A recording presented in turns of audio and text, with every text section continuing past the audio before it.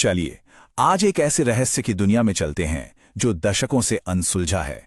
एक ऐसी वीरान जगह है जहां की खामोशी भी एक बहुत ही भयानक कहानी कहती है। जरा सोचिए कि कोई एक बर्फीले एकदम सुनसान गांव में पहुंचे। सब कुछ अपनी जगह पर है, ऐसा लगे जैसे लोग बस कुछ पल पहले ही वहां थे, पर अब वहां कोई नहीं है। तो आखिर वो सब गए कहां?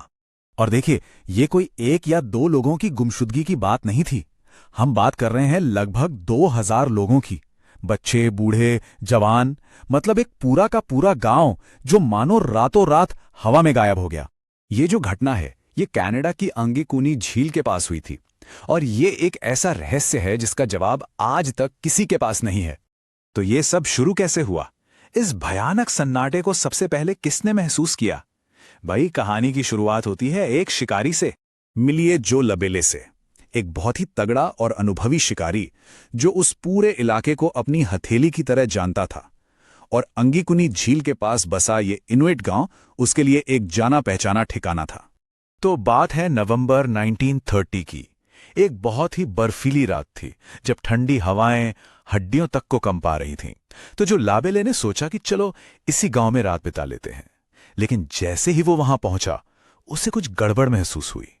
आमतौर पर यह गांव लोगों की चहल पहल और बच्चों के खेलने की आवाजों से गूंजता रहता था, लेकिन उस दिन वहां एक अजीब, एक डरावनी खामोशी थी, बिल्कुल वैसी जैसे किसी बड़े तूफान के आने से पहले होती है।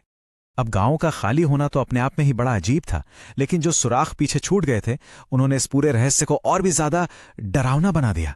सोच कर देखिए, घरों के अंदर खाना मेज पर आधा खाया हुआ पड़ा था, आग बुझ चुकी थी, लेकिन खाने के बर्तन अभी भी उसी पर रखे थे। और सबसे अजीब बात तो ये थी कि इनुइट शिकारी अपनी राइफल के बिना एक कदम भी नहीं रखते और उनकी सारी राइफलें घरों में ही पड़ी थीं। किसी ने किसी भी कीमती सामान को हाथ तक नहीं लगाया था। ये सब तो बस एक शुरुआत थी। जो सुराग इसके बाद मिले वो किसी के भी होश उड़ाने के लिए काफी थे।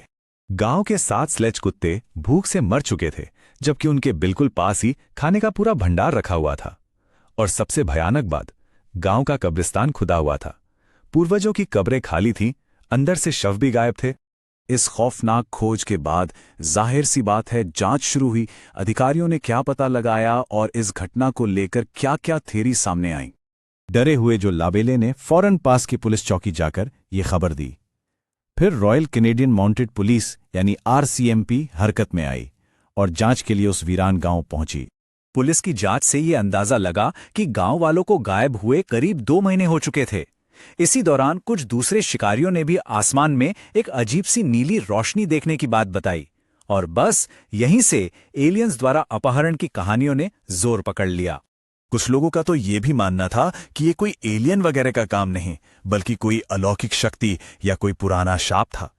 लेकिन क्या सच में ऐसा हो सकता है? लेकिन रुकिए, इस कहानी में एक बहुत बड़ा मोड़ है।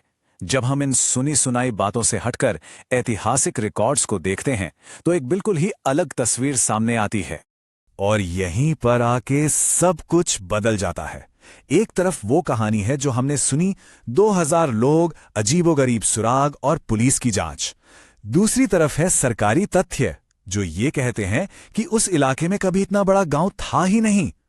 और तो और RCMP के पास ऐसी किसी भी जांच का कोई रिकॉर्ड मौजूद ही नहीं है।